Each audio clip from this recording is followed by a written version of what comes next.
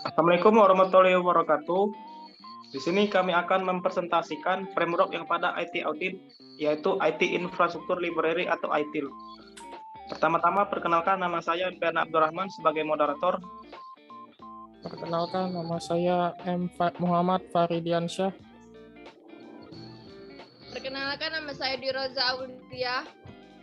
Perkenalkan, nama saya Mariam Juliana. Perkenalkan, nama saya Muhammad Guntur Medianto. Baiklah, untuk pembaca materi pertama, kami persilakan kepada Saudara Guntur. Ya, terima kasih moderator. Di sini saya akan menjelaskan yang pertama sejarah ITIL. ITIL dikembangkan pada akhir tahun 1980-an oleh Central Computing and Telecommunication Agency atau yang disebut CCTA. Sebuah badan pemerintah di Inggris. Alasan CCTA adalah kurangnya kualitas layanan IT yang dimiliki oleh pemerintah Inggris, sehingga harus ditemukan Central Computing and Telecommunication Agency (CCTA) untuk mencapai kualitas yang lebih baik dan sekaligus menurunkan biaya mereka. Tujuannya adalah untuk mengembangkan metode yang efektif dan efisien untuk penyediaan IT service. Dengan kata lain, katalog praktik terbaik bagi organisasi IT yang saat ini dikenal dengan ITIL. Inti dari metode tersebut adalah untuk membuat layanan IT eksplisit dan ketat berfokus pada kebutuhan klien. Hal ini dikombinasikan dengan tanggung jawab yang jelas untuk penyediaan layanan dalam organisasi IT. Akibatnya, organisasi IT berkonsentrasi pada layanan yang dibutuhkan oleh sisi pelanggan, bukannya berfokus pada teknologi. Serangkaian buku tentang ITIL telah dikeluarkan sejak tahun 1989 oleh Kantor Pemerintah Commerce atau OGC, sebuah badan administratif pemerintah di Great Britain. ITIL menggambarkan proses-proses, prosedur, tugas, dan sejumlah daftar yang tidak terorganisir secara spesifik digunakan oleh organisasi untuk membangun integrasi dengan strategi organisasi, memberikan nilai dan mempertahankan tingkat minimum kompetensinya. Hal ini memungkinkan organisasi untuk menetapkan data dasar dari yang dapat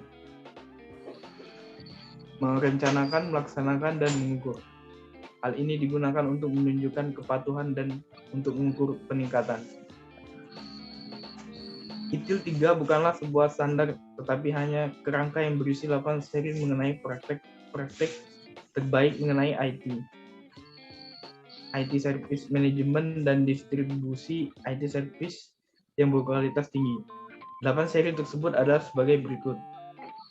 1. Software Asset Management. 2. Software Service Support. 3. Service Delivery. 4. Planning to Implement Service Management. 5. ICT Infrastructure Management. 6. Application Management. 7. Security Management, dan 8. Business Perspective volume 2. Pengertian ITIL. Information Technology Infrastructure Library adalah best practice framework yang mampu meningkatkan layanan atau computing service di dalam sektor TI, di mana ITIL ini dikembangkan oleh British Central Computer and Telecommunication Agency yang juga bergabung dengan UK Office of Government Commerce pada tahun 2001. Sekian dari saya, terima kasih.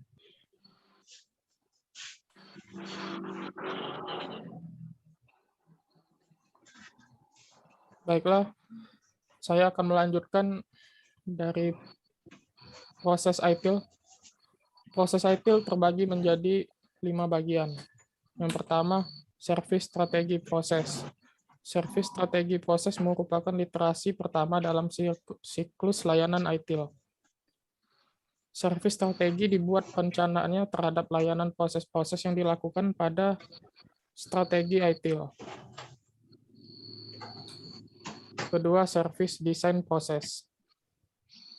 Service design proses merupakan literasi layanan yang akan dibangun dan didefinisikan pada tahap perancangan, keamanan, dan pengembangan pada service level agreement. Ketiga, service transition process. Service transition merupakan literasi yang dilakukan untuk menyesuaikan layanan TI yang akan dikembangkan dengan layanan yang berjalan di organisasi.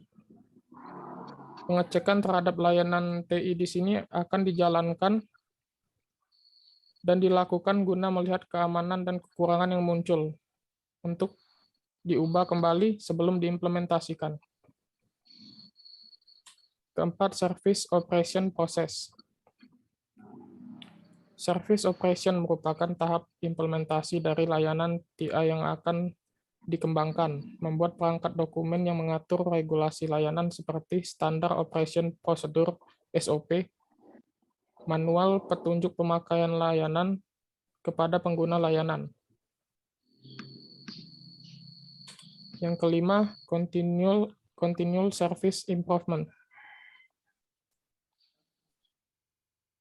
Continuous service improvement merupakan bagian akhir dari literasi siklus layanan hidup ITIL. Pada literasi ini dilakukan evaluasi terhadap layanan TI yang telah berjalan.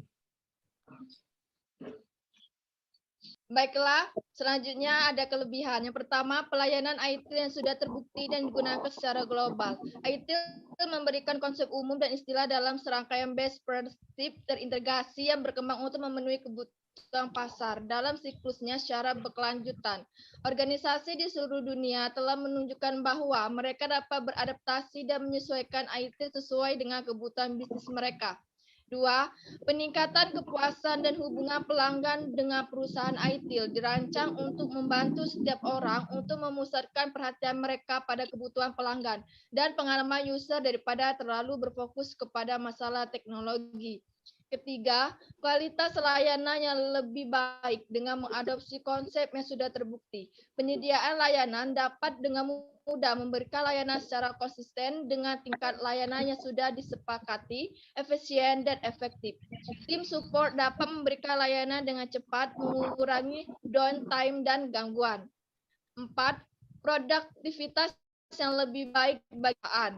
5. Pemanfaatan standar industri untuk penyediaan layanan TI berkualitas tinggi sesuai dengan implementasi perusahaan berskala kecil maupun berskala besar.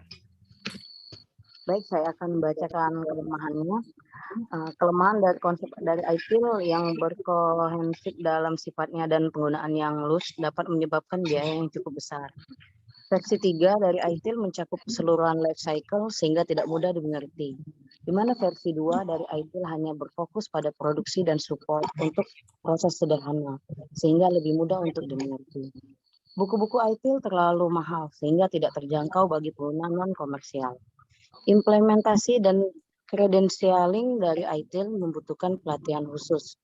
ITIL mendapat kritikan dari beberapa profesional ICT mengenai sifatnya yang subjektif dan emosional yang berkaitan dengan perubahan work practice. ITIL bersifat holistik yang mencakup semua kerangka kerja untuk tata kelola TI. Biaya sertifikasi ITIL terlalu tinggi. Baiklah, kesimpulan dari IT audit dari framework ITIL yaitu bahwa kemampuan perguruan tinggi dalam menerapkan layanan teknologi informasi sudah sangat baik dengan melihat nilai rata-rata gap analisis. Dari kelima domain yang terdapat pada ITIL versi 3 sebesar 0,73. Hal ini menunjukkan bahwa semua proses dan layanan teknologi informasi sudah berjalan dengan baik. Sistem sudah terintegrasi, adanya kemudahan akses sebagai user dimanapun berada serta perlu dilakukannya monitoring dan evaluasi. Layanan teknologi informasi secara berkelanjutan untuk menunjang kegiatan pada perguruan tinggi. Baiklah, sekian presentasi dari kami yaitu framework ITIL pada IT audit ini. Apabila kami ada salah kata kami mohon maaf. Wabillahi taufiq wal hidayah. Wassalamualaikum warahmatullahi wabarakatuh.